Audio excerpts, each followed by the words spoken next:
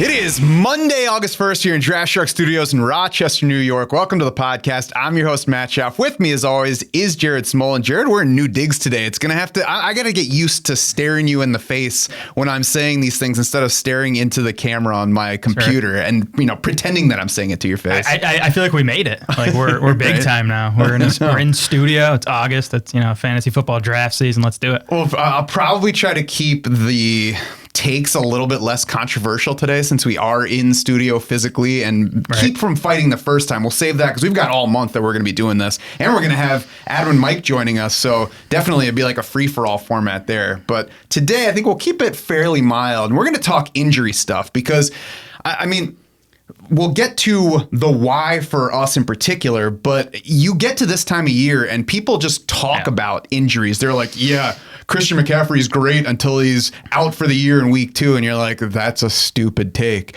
But until you put some numbers to that, it is just one person saying something and another person saying something else, and it just sounds like two opinions. So that's kind of the point of the Draft Sharks injury guide, right? Yeah, kind of a buzzkill here talking about injuries, not the most fun part of fantasy football, but I think you have two groups of people. One will say injuries are not predictable, which we disagree with, and then the other group of people will say, I can predict these things, but I'm going to do it just out of nowhere, and that's obviously not the way to go either. And so we predict injuries with this injury guide.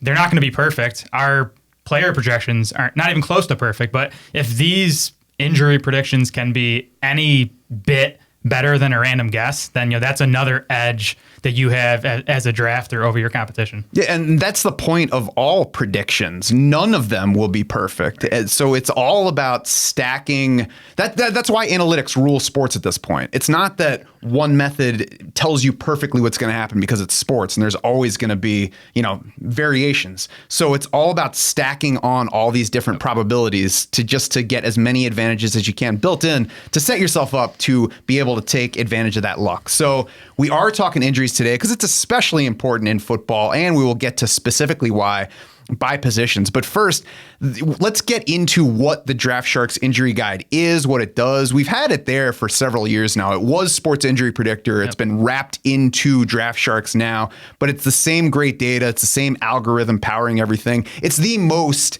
extensive, most detailed database of player injury histories that you're going to find anywhere.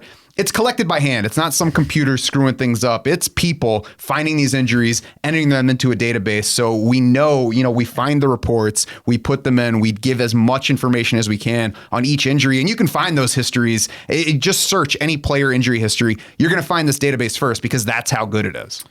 Yeah, and we spent some time doing that injury data collection. Can't say it was the most fun thing. It's painstaking, but it's awesome and it's super useful to have now. Like you said, it is the most detailed injury database you're going to find.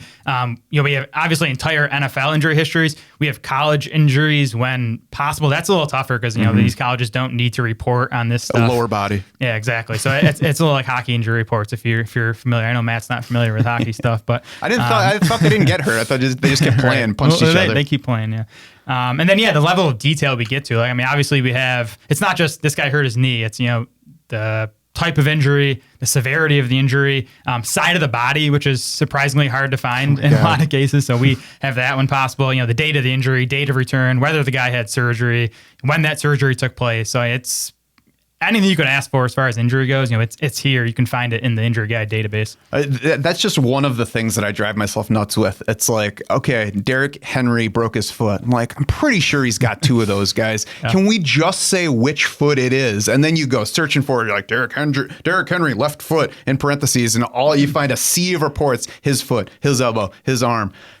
Just if you're not sure, just ask. And if they won't tell you, then report that they won't tell you, because then we can all make fun of the team for not telling you. I remember having to go back collecting some of these injuries and trying to find the clip of the play where the injury happened. Derrick Henry didn't need to do that, but some of these lower level guys that don't get reported on as much, we had to go back and actually look at the video clip, and it's obviously his right shoulder he hurt there. And you think at the time too, it's like, whatever, dude, it's an elbow, it doesn't matter. Well, what happens the next time he hurts an elbow? It's like, is it the same one? Is it the other one? So that's why it matters. And we certainly get as much of that as we can. Surgery dates, so we know not only how long it's been since the injury, but how long long since it's actually been repaired? Because a lot of times these things don't get repaired till a month later. We had Michael Thomas, who had his injury a long time before he actually had surgery, finally in the middle of last year. So that's a whole different date from his injury date there. And then it all goes into feed the algorithm, which, drives the world at this point. Yeah. And I think that's beyond our level of knowledge. We have our data scientists working on that. But yeah, it is. I've been told it's a machine learning model that, takes all of these injuries. That sounds scary. Yeah. And again, tries to, uses all that data and goes back and looks at, what predicted injuries in the past. And, the three things that we found predict future injuries. The biggest one is projected touches in the coming season. That makes sense. The more times you get tackled, the more collisions, the bigger chance of injury. And that to me is kind of the catch-22 with all this is like, we want guys that are going to get a lot of touches, but a lot of touches also means higher injury risk. So that's kind of the balancing line you're trying to, handle there. The two other things that impact injuries, the two other biggest things, there's a list of like 10 to 15 things, but days since last injury is important. And then also just the player's past injury history. We actually use durability score, which is career games divided by career games missed, which is essentially a fancy way of looking at how many times this guy's been hurt and how many games he's missed relative to how long he's been in the NFL. Mm-hmm. And the projected touches aspect, I think, is especially interesting because if you think about it, like when you first read it, you're probably like, how does that matter when the next two things are directly injury related? But if you think about it, it makes sense. Which position gets hit the most by injuries? Running back. We need only look back to last year for Derrick Henry as a guy who had been totally healthy through 2 years of workhorse use. And then it's like, there's no reason to expect Derrick Henry to be an injury risk, broken foot in the middle of the year, just because that kind of takes the luck into account. The more times you carry the ball, the more likely you are to get hurt at some point, even if you never had a previous hamstring injury. And that's why it's especially important, I think, in comparing running backs. Like, people want to talk about Christian McCaffrey right now because we've had 2 straight years of him missing a lot of time. Just because of that doesn't make him a greater injury risk than everybody else at this position, where everybody's likely to get hurt at some point. And this is where I think another area where the pass catching backs have a big edge, right? Because we know in a PPR league, what is it? Targets are worth 2.5 times more points than carries. So these running backs can rack up more fantasy points on fewer touches if they're doing a lot of it in the passing game. That's your Christian McCaffreys, your DeAndre Swifts, your Austin Ecklers, those type of guys. Now you can kind of get the best of both worlds where you're getting the fantasy points, but you're not getting as many touches as someone like Derrick Henry, who 95% of his touches are carries. And of course, this whole discussion is why we care so much about who the handcuff is in a specific situation, because even if you're not going to draft the handcuff to your running back, then we're looking at who those highest carry guys are, more likely to get hurt, who's going to be their direct backup. Can we pick a direct backup? And then that's a guy you stash late in the draft. So when one of those guys, even if we don't know for sure who it's going to be, it's probably going to be one of them. When one of them goes down, we can take advantage of the guy who's stepping in. We're going to talk about some specific players. We're not here just to talk about the process, because that's what it's all about, is getting to the point where we can figure out who's most likely to get hurt, who's less likely to get hurt. And I mean, in just looking through the players we're going to talk about today, and of course it's not everybody. If you go to the DS injury guide, you can see every player. You can see projections for injury probability, which is technically the likelihood that a player will miss at least 2 quarters at some point this year. Then there's also the projected missed games, which looks at the likely severity of injuries. It looks at who's likeliest to suffer something significant versus what they have in their past. And they're not always in lockstep, right? That's what's interesting. If you look at these results, you'll have a guy with a lower chance of injury than someone else, but a higher projected games missed. So again, that's that machine learning doing all that fancy work. We trust it. We have back tested this and found that it is, again, more predictive than basically any other way you want to go about predicting injuries. Definitely more predictive than just random guessing. So, again, as you said, Matt, you can see all those numbers if you go to the injury guide on DraftSharks.com. Yeah, and machine learning, by the way, if you would ask me, why is Derrick Henry here in injury probability and down here in missed games projected, I'm going to say, I don't know. We'll pass you off to someone else that can tell you, but it's not us. I'll try to find somebody who can answer it for you. I'm like, I don't know, because that's what the model says. That's what we say right now, though, right? Like, that's how my model put it out there. I don't know. Carries a lot of power. Those models. So let's get to the players. I think that's what people want to know about the most. And we'll go position by position, even though running back matters most. We're going to wait on running back and start with quarterback because we've got an interesting QB name that might be a significant injury risk this year. Yeah, Joe Burrow comes in with a 65% chance of an injury this season. And for quarterback, like there are very few quarterbacks that are even in the 30s. Actually, Carson Wentz and Tua Tagovailoa have higher percent chances of injury than Burrow, but that's it. He's the third highest injury risk at the position. We haven't projected for 1.5 games missed this season, just to compare Burrow to some of the other big name quarterbacks and even some of the rushing guys, which is interesting. Like Josh Allen, 26%, Kyler Murray, 26%, Lamar Jackson, 9%. You think these rushing quarterbacks would have, and 26% is on the higher end again, but it's nowhere near Burrow at 65%. Obviously, you have the November 2020 knee injury that's driving most of this for Joe Burrow, the ACL, MCL, PCL, and meniscus injuries to his left knee. Last year, though, he tweaked his right knee in week 17. We never got an official diagnosis for that. And then he sprained that same knee, the MCL in that same knee in the Super Bowl. So that right knee, I think, is driving some of this chance, too. So, Burrow, again, among these higher-end quarterback ones, he's the one with pretty easily the highest injury risk. Yeah, and I don't know all the technicalities of it, but there are certainly some injuries that matter more for recurrence than others. If a guy ends the season with an injured hand, we don't really care about that next year unless it's specifically bothering him. But if it's a knee, if it's an ankle, if it's a hamstring, those are the kinds of things that we worry about year to year.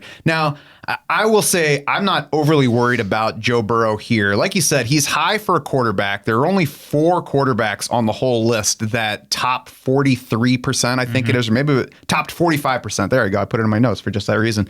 Cam Newton's number 1, and then it's Joe Burrow among several other starters. Just 1.5 projected missed games, though. So it's not projecting Joe Burrow to miss a lot. It's saying he's more likely than most other quarterbacks to get hurt. He's 13th at the position in that specific category. Kyler Murray, Dak Prescott, Russell Wilson are all behind him in both of those categories, though. And I bring out those names because I think those are some of the guys you might be considering versus Joe Burrow in draft selection. And I think that's where it matters most. It's not take Joe Burrow off your board because of this high injury probability. It's, I don't know, should I take Joe Burrow or Dak Prescott here? I guess maybe I'll lean Dak Prescott because it looks like Joe Burrow is a greater risk for injury. Yeah, tiebreaker, I think, at most here for Burrow. And I think quarterback is one of, if probably the most replaceable position during the season, right? Like on the waiver wire in a standard 10 or 12 team league. So if Burrow misses 2 games, you can survive.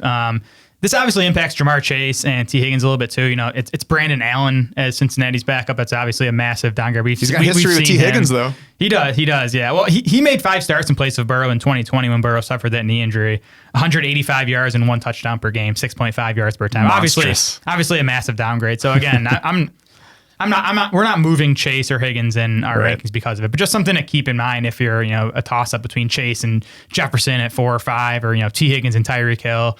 I guess Hill's a bad example because his quarterback's an even bigger injury risk. We're not going to talk about Tua today, but, he is the highest injury risk, or the second highest injury risk. Although, is it a downgrade for Tyreek Hill if Tua gets hurt and Teddy Bridgewater steps in? Maybe not. Less so than for the Bengals, at least. And again, it's a good point. Like the backup situation matters here too. I think, the backup situation in Miami to me is better than Cincinnati. And maybe even for your fantasy team, if you take Burrow, maybe it's more of a reason to slap on a second quarterback at the end of the draft where you might otherwise say, I'll go with one guy. And if he gets hurt, then we'll address that later. Yep. Now let's move to running backs, though, because that's far more interesting. And let's start with Christian McCaffrey because he's the one who people are going to think of when they talk injury risk this year. 84% injury probability. So that sounds huge.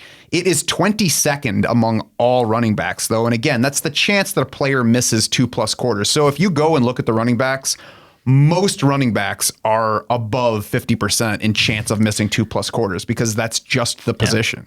Yeah, you want to make the case for going 0 running back, just point to the running back page on the injury guide because you'll see a lot of red, a lot of guys with high projected games missed.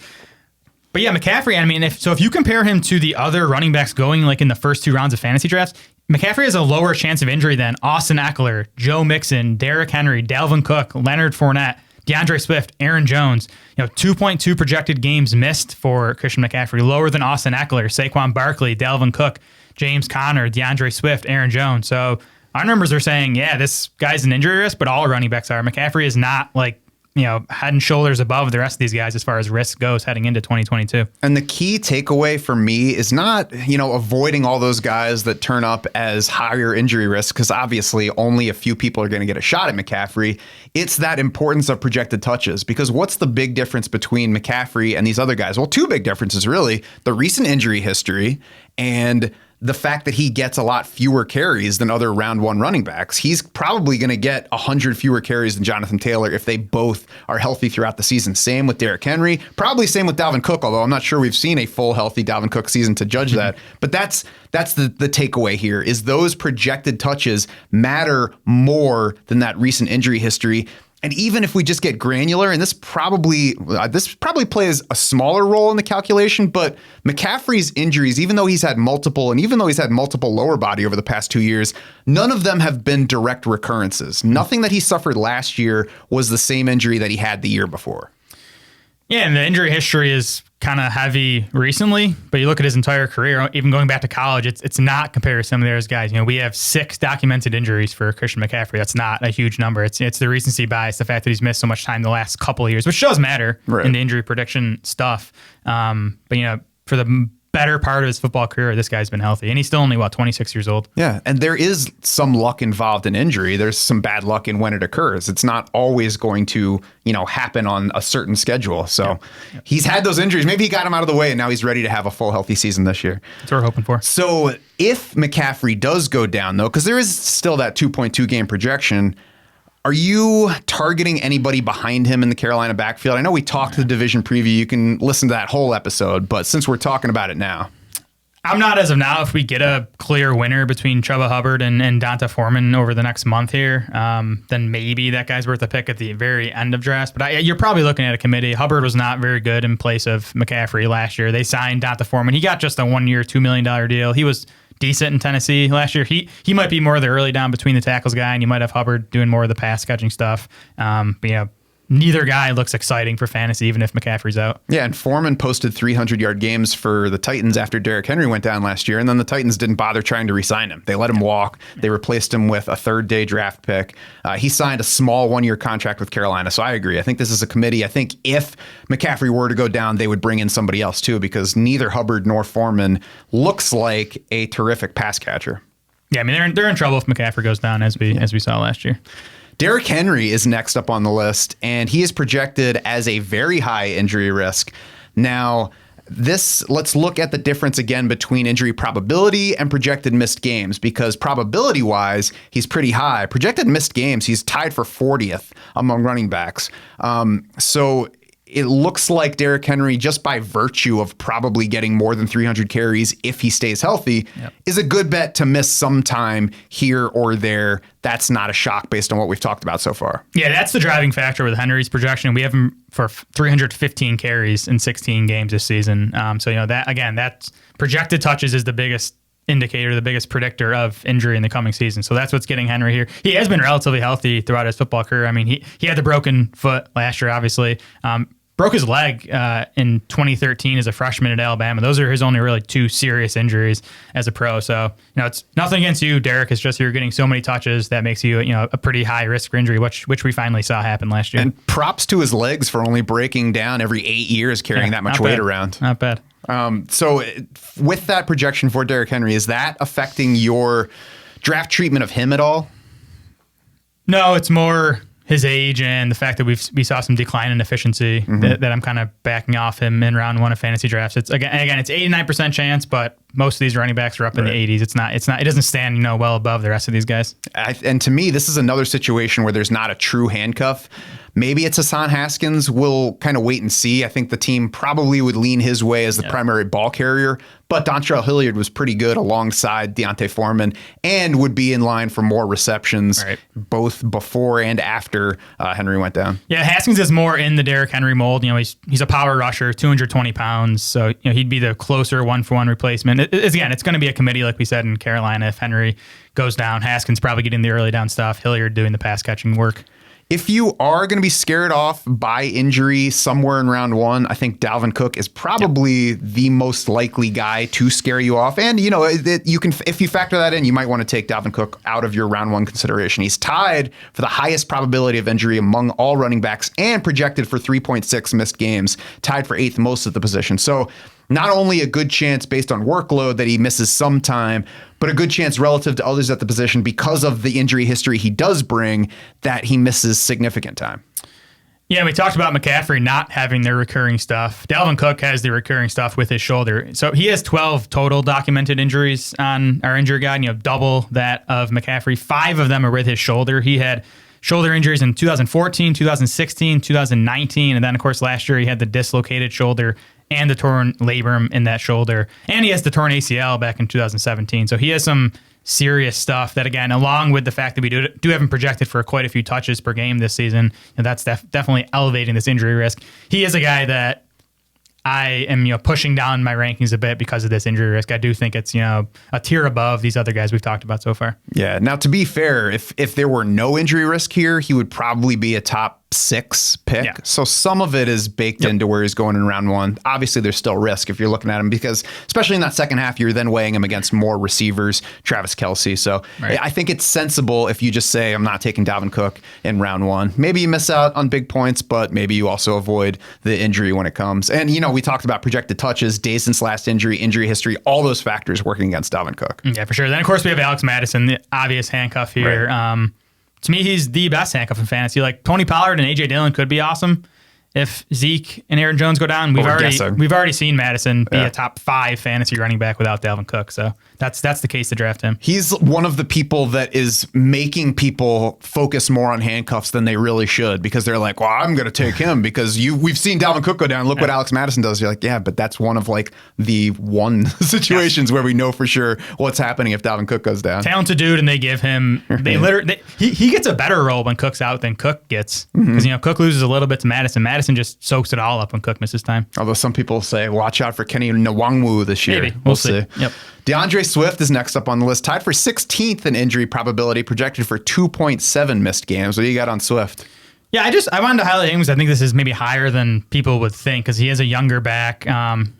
It doesn't have a huge injury history. He does have 5 documented injuries in our database. 2 of those to his groin, including that one that lingered all last summer, kept him out of training camp for a lot of August. Then he had the shoulder injury that cost him 4 games last year. So I guess, Cook maybe from an injury perspective, not as safe as some people would think, just because he's a younger guy. Swift, yep. Yeah, he's missed 7 games through 2 seasons so far. And I think it's interesting this week, I guess it's last week now because we're on Monday, Dan Campbell basically openly pondering how to get DeAndre Swift ramped up and ready for the season. He said something last year about not giving him enough work before the season and then throwing too much at him immediately in week 1 and feeling like that started the wear down process. And it's clear that he's like, I want to make sure that we do this the right way. I'm not sure from his words that he knows what the right way is. And it's probably good that he doesn't think he knows what the right way is because I'm sure that there's not one single way to do it. So I want to see what they are going to do and maybe what more Dan Campbell says about the in-season workload management specifically. Because if all he's thinking about is getting Swift, I don't know, hit enough heading into the season so that he's ready for a bigger workload, that to me doesn't seem like the sensible way to go. As opposed to if he starts talking about managing that in-season workload to keep him fresh all year, that's where we have to, I think, pay more attention because that can more specifically limit the touches that might make him a favorite pick early in round 2. Yeah, well, we want the catches for Swift, right? Like we've talked about, give him fewer total touches, but give him those touches in the passing game. He's better there. He was, we won't get too deep into Swift, but he was not very good as a runner last year. They still have Jamal Williams, who I feel like at this time last year was kind of a trendy pick as like a quasi handcuff, quasi standalone guy. No one wants him this year where, Williams played 3 games without Swift last year. He averaged 17 targets in those 3 games, gave you a few top 27 fantasy finishes. So to me, Williams is still a guy I'm interested in late in drafts. And, again, the Swift injury prediction here, kind of backs that up, I think. Yeah, I think he got obscured a bit by some of the smaller name running backs factoring in, but it still looks like Jamal Williams, the most direct comparison. By the way, Jamal Williams, an even bigger injury risk in terms of probability, but we don't care about that really for a guy that you're taking as RB 5 or 6. Exactly. Davante Adams leads off the wide receivers for us. And why is that, Jared? No one talks about the fact that Adams, he's missed time in 6 of 8 NFL seasons. Yeah. He's had nothing serious, but he has 10 injuries in our database here. 3 concussions, 3 ankle injuries, 2 right knee injuries. We have him for the worst 12 days of Christmas I've ever heard, by the way. We have him for an 83% chance of injury this season, which, you compare that to some of the guys at the top of the draft he's going around. Cooper Kupp, 75%, so just a bit lower. Justin Jefferson, 61%. Jamar Chase 34%, and 3.6 projected games missed for Davante Adams, which is nearly double or triple those other top three wideouts he's going behind. So that's definitely a factor. And I know Adams is going behind those three guys anyways, but I do know the numbers say that he's a pretty significantly bigger injury risk than those top three wideouts. Yeah, and if I'm going to weigh him too against Stephon Diggs, I think this is a mark against Davante Adams. Part of the higher percentage is that he's projected for more targets than nearly all wide receivers. That matters a little bit less at wide receiver than it does at running back, at least a little bit. I don't want to lose sight of the missed games there because there is a significant injury history there. There's, beyond the stuff you mentioned, there's also an ankle sprain back there, hamstring, turf toe, knee strain. So there's some stuff behind him. It has not been a clean bill of health, and some of that has been easy to overlook because of all the touchdowns he scored with Aaron Rodgers. So maybe it's just like one more small thing. If you are not totally comfy with Davante Adams at that 1-2 turn, it's like one more red flag to push you toward the other guy that you have very close. For me, it's Stephon Diggs, and I think I'm taking Stephon Diggs over Davante Adams most of the time in that range. Yeah, Diggs and Lamb are probably the better comps than the ones I was giving with Kupp, Jefferson, and Chase. So we have Stephon Diggs at a 39% chance of injury versus, again, Adams at 83%, CeeDee Lamb 24% chance of injury. Nice. So, those guys easily beat Adams as far as injury risk goes. Mm-hmm. T. Higgins is the next wide receiver we have listed, and a 91% injury probability on him, with also a pretty decent sized projected number of games missed. Yeah, 3.9 projected games missed for Higgins. Is he playing running back this year? Is he the Deebo Samuel this season? This is one of the more surprising ones because we don't see this high of a number on wide receivers very often. And we have Higgins for a nice target volume, but it's not near the top huge. Of the league. Yeah. But you do look at his injury history. So 6 documented injuries for T. Higgins, 3 hamstrings, 1 back at Clemson, 2 in the NFL, 2 ankle injuries, 1 at Clemson, 1 in the NFL. And then he had that torn labrum in his left shoulder last year that he played through, but ended up having surgery in March, back to 100% now. But I think that's definitely being factored into the injury risk here. So, man, we got Burrow, up there for quarterback, Higgins up there at wide receiver. I want to draft the guy. I think he's a stud. I think, the gap between him and Chase isn't as big as a lot of people think. But this definitely makes you think before clicking that Higgins button during a draft. Yeah, and there's been I don't know if you hit hamstring, but he's had hamstring issues October 2019, December 2020, and January 2021. So I would imagine that factors in as well. I think I'm just kind of with the market on T. Higgins. He's not a target for me where he's going anyway, even before I get to the injury stuff. And I also don't want to be totally out because like we said at the top, these are just probabilities.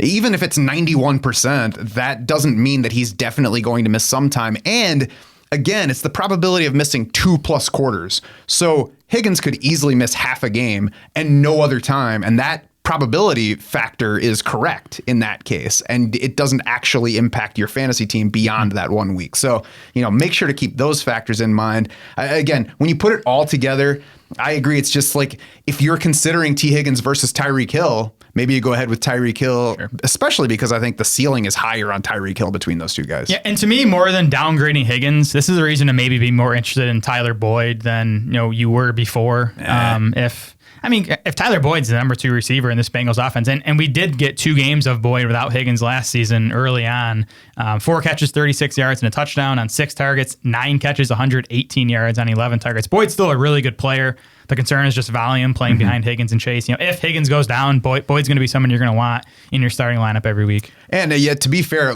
we spent a lot of time saying this guy's better in best ball. I think Tyler Boyd is a better lineup setting pick because he's not a good target for those spike weeks that we want on our best ball rosters. But if either T. Higgins or Jamar Chase goes down, Tyler Boyd should be in for a really big volume boost. And of course, we know that's the biggest driver for him. He's the shorter range guy, but a very reliable receiver. So if we're getting 8 to 10 targets a week for Tyler Boyd, suddenly he's a much more attractive. He's like Jacoby Myers in a much better offense with probably more talent. And it's about time we stop talking about best ball all the time and get to some lineup setting leads because it is August. Exactly.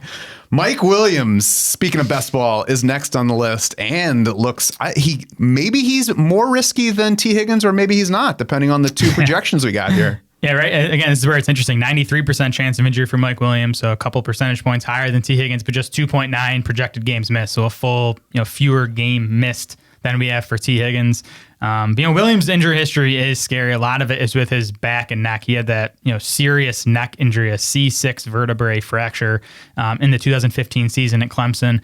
Then he's had lingering back stuff in the NFL, mild disc herniation in his lower back in 2017, and then he had more minor back issues in both 2019 and 2020. So this one hurts me to see because I love drafting Mike Williams. I do love the weekly upside, but it's tough to argue against him being one of the bigger injury risks among these top end wide receivers. He's a player that I'm kind of glad he has climbed as high as he has in ADP, because when he's sitting there at like wide receiver 18, I'm like, oh, Mike Williams could do some stuff from there. But when he's like wide receiver 12, I'm like, that's a little expensive. There are guys that I can rely on more, and I can just take a running back here and push off that decision to round 4 and take guys like Terry McLaurin, who are similar at least in terms of what the ceiling is. So Mike Williams, he's going to be a very interesting player to watch this year, but this is just one more reason where I'm like, that's just really expensive for Mike Williams.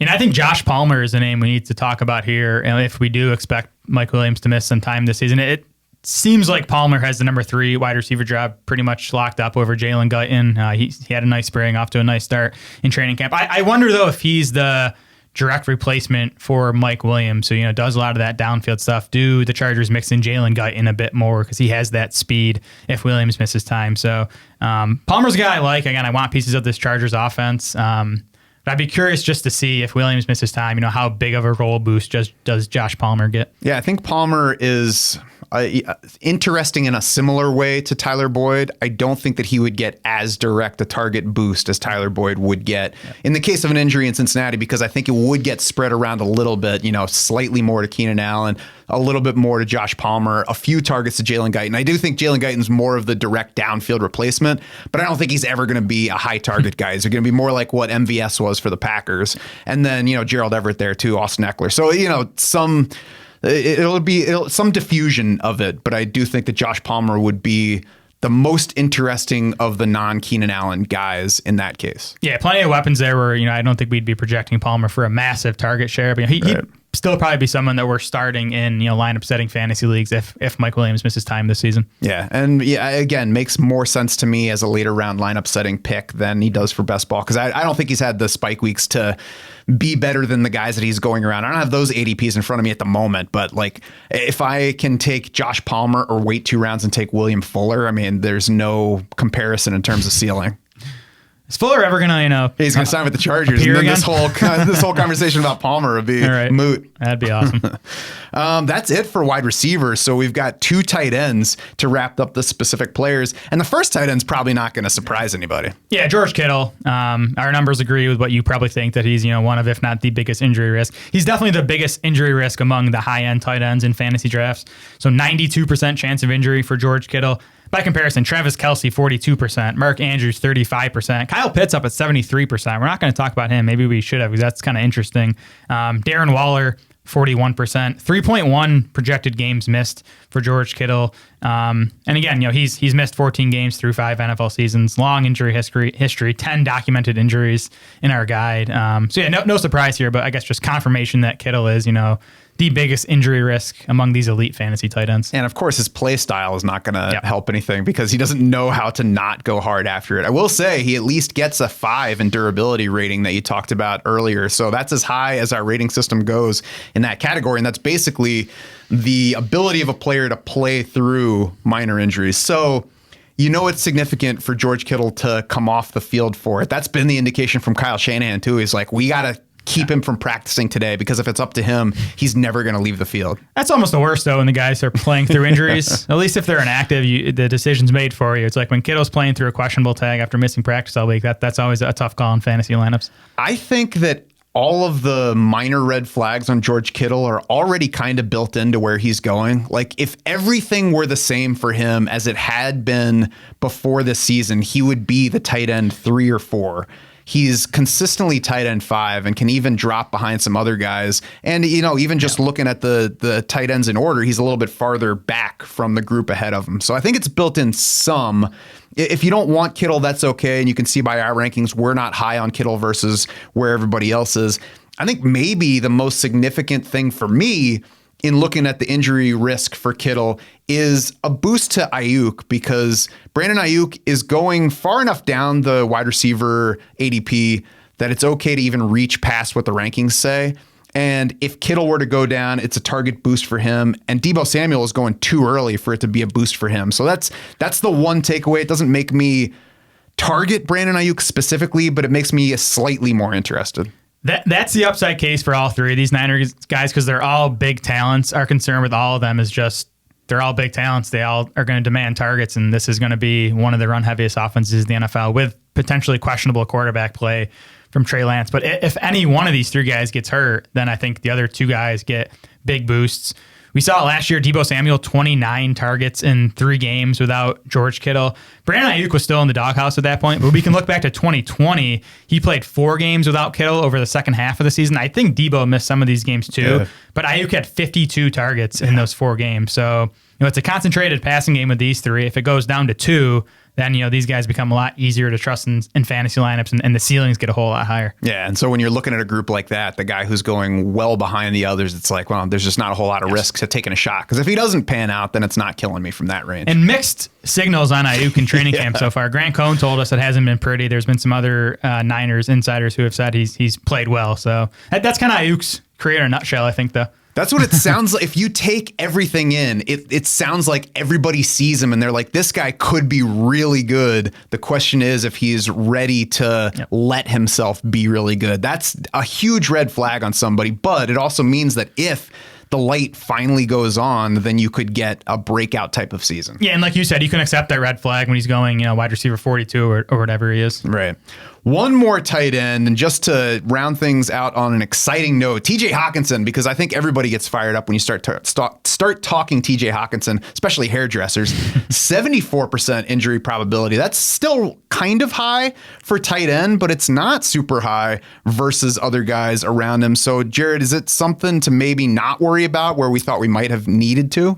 Maybe, although he has the 3.7 projected games missed, which is the 4th highest among fantasy relevant tight ends. So it's a little worrisome. We have 6 documented injuries for TJ Hockenson. The biggest ones, he missed 4 games as a rookie with an ankle. Then he missed 5 games last year with the thumb injury that ended up requiring surgery for Hockenson. So, he's another guy I'm not downgrading because of injury risk. But he's definitely not one of the safer top tight ends in fantasy drafts. Yeah, it was the thumb injury. He has missed 9 of a possible 49 games through 3 seasons, though, so it's certainly been an issue for him. Knee and ankle issues, I think, from earlier last season are more worrisome than the thumb, unless we get a report that the thumb is a problem again. He also had a preseason shoulder injury last year. There's a toe injury in November 2020, a season-ending ankle injury in November 2019. So that's those lower body injuries that we have to worry about recurrences of. So we'll see. He's another guy, like you said, I'm not adjusting, but I haven't been excited to draft him at any point so far this year. He's just kind of like a safety net pick. If I get to round 7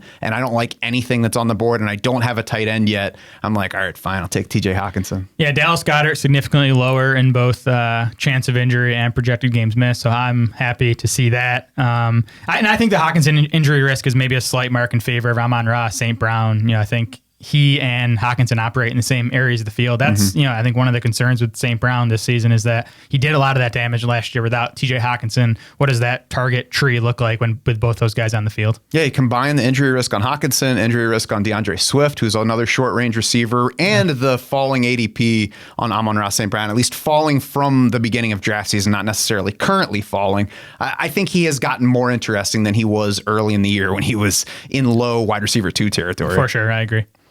Anybody else before we duck out of this? No, we can't give anything else away. You got to go check out the page yourself if you want to see all these injury histories, all these injury risks. That's right. The Draft Sharks injury guide is exclusive to DraftSharks.com. It is exclusive to Draft Sharks subscribers. So if you haven't done so, you got to head over to the site now, become a DS Insider. I mean, it's August, folks. What are you waiting for? If you haven't done so by now, your drafts are basically tomorrow. You've got to get in so you have time to consume everything, get your board set up, and then just dominate people in your league to the point where they're like, what the hell did Larry learn since last year?